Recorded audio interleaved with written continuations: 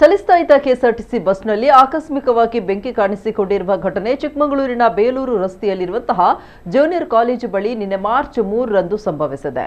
ಬಸ್ನಲ್ಲಿದ್ದ ಎಲ್ಲ 32 ಪ್ರಯಾಣಿಕರು ಯಾವುದೇ ಪ್ರಾಣಾಪಾಯವಿಲ್ಲದೆ ಪಾರಾಗಿದ್ದಾರೆ. ಬಸ್ ಚಿಕ್ಕಮಗಳೂರಿನಿಂದ ಹಾಸನಕ್ಕೆ ತೆರಳುತ್ತಾ ಇದ್ದಾಗ ಎಂಜಿನ್ ವಿಭಾಗದಲ್ಲಿ ಏಕಾಏಕಿ ಬೆಂಕಿ ಕಾಣಿಸಿಕೊಂಡಿದೆ.